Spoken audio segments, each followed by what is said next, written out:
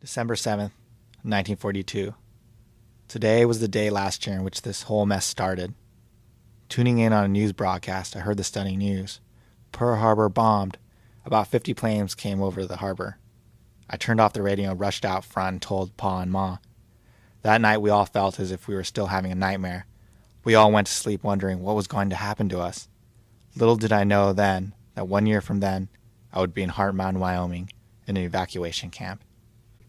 January 1st, 1943. Last year at this time, I was home in San Gabriel, California.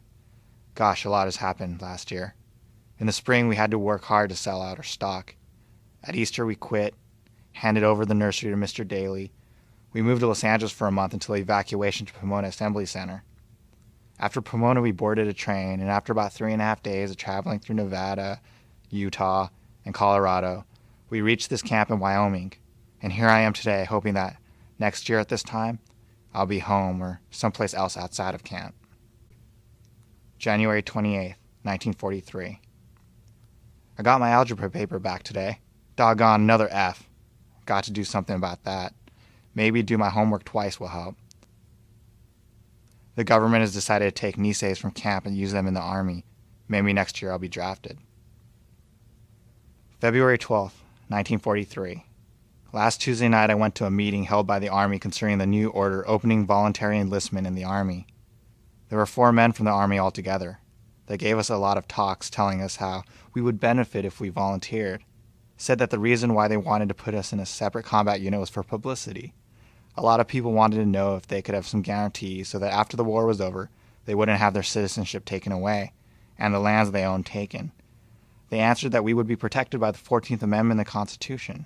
Then one man says, well, the 14th also is supposed to have kept us out of camp. What about that? The Army men answered by saying that in time of war the 14th and such do not hold, and the Army has control and can do practically anything. Then one man says, what the heck? Are we going to get kicked out every time a war comes up? Then the Army man says that he agrees that a great injustice was done to us. He says that if we volunteer, it'll do a lot to show our loyalty and improve the relations and opinions of the American people toward us. It'll show that we are truly Americans because we volunteered despite the kicking around that we got. On the other hand, however, he says that if we all do not volunteer, it'll be the other way around. Instead of improving our relations with the other Americans, it would make it worse. October 1st, 1943. The radio gave reports today that the Japanese troops are fighting Italy now, Japanese American troops.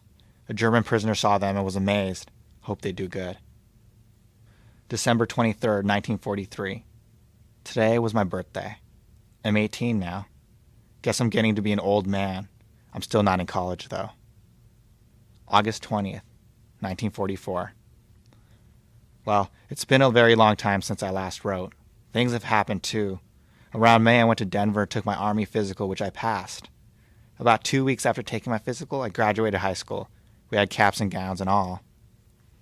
Well, France has been invaded and the Allies are now close to Paris. Saipan Island in the South Pacific has been taken with the result that Premier Tojo and his entire staff was forced to quit. Hitler has been almost killed. In Italy, the Japanese Americans are doing a wonderful job. The 100th is the most decorated outfit in the Army. 2 of last year's volunteers from our camp have already met their death. Heart Mountain has been a dead place. A wonderfully live place, too. Dust has blown through it in snowstorms, too. Someday, from a foreign battlefield, I shall remember it with homesickness.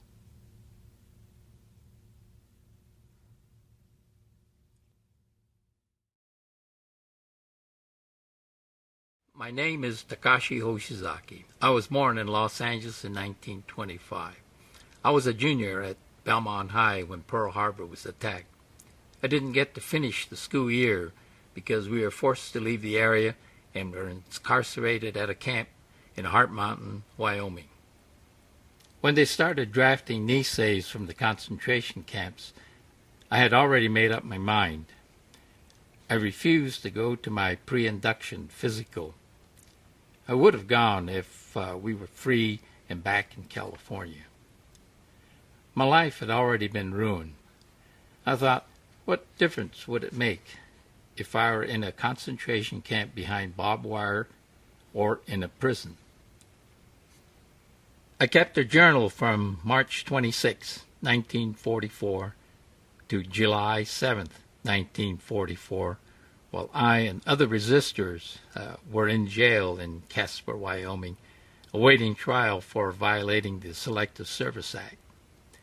Here are some of the entries I wrote.